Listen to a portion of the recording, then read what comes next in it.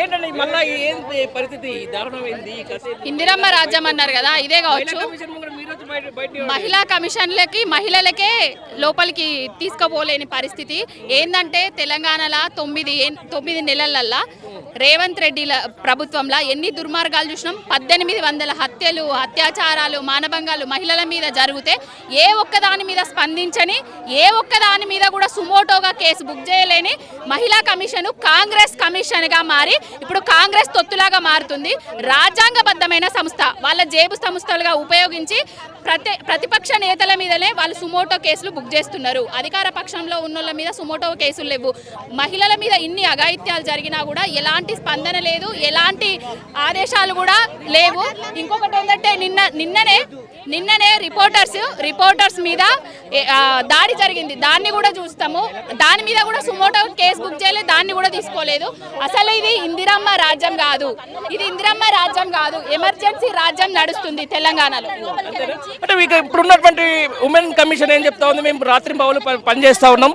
ఏదైతే మొన్న కొండారెడ్డిపల్లిలో మహిళా జర్నలిస్టుల మీద జరిగిన దాని మీద మేము ఏమంటే విచారణ కూడా ఆదేశించడం చెప్పేసి కూడా మేము సోషల్ మీడియాలో స్పందించమని చెప్తా ఉన్నారు. బట్ ఇక్కడ వచ్చేవరకు ఏమో మళ్ళీ వీళ్ళందరూ మహిళలంతా బయటనే ఉంటారు. దీన్ని ఎట్లా చూడొచ్చు? ఇప్పుడు మహిళలను బయట ఉంచిన ఓకే, కానీ జిహెచ్ఎంసీ మహిళా కార్పొరేటర్లను కూడా బయటనే ఉంచిన, అంటే మహిళా కార్పొరేటర్లకు కూడా లోపలికి ప్రవేశం లేదా? అంటే ఏంటి అసలు ఏం జరుగుతుంది తెలంగాణలో? ఏం రాజ్యం తీసుకొచ్చిండు? ప్రజాపాలన అన్నాడు, ప్రజలను ముంచే పాలన తీసుకొచ్చిండు. ఇందిరమ్మ రాజ్యం అన్నాడు, నిర్బంధాల రాజ్యాన్ని తీసుకొచ్చిండు. ఏం చేసినా ఆయన చెవు మీద పెయిన్ వార్తలేదు. ఏ అల్లర్లు చేసినా ఏది చేసినా కూడా ఆయన స్పందిస్తలేడు. మరి నుండేందుకో లేకెందుకో మాకైతే అర్థమైతలేదు. ఫైనల్లీ ఇప్పుడు మహిళలకు ఎన్నో హామీలు ఇచ్చిండ్రు, రకరకాల 2500 అవన్నీ చెప్పనవసరం లేదు. హామీలు అయితే చెప్పనవసరం లేదు. అలవి కాని హామీలు అన్ని ఇచ్చిండు, ఒక్క హామీని కూడా నెరవేర్చలేదు.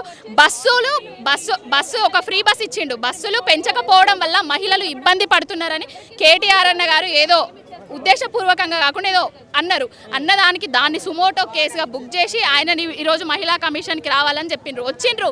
దాని మీద కూడా మహిళలు ఏదైనా ఇబ్బందికరమైన వ్యాఖ్యలు చేస్తే విచారం వ్యక్తం చేస్తున్నా, సారీ అని కూడా రామన్న గారు చెప్పిండ్రు.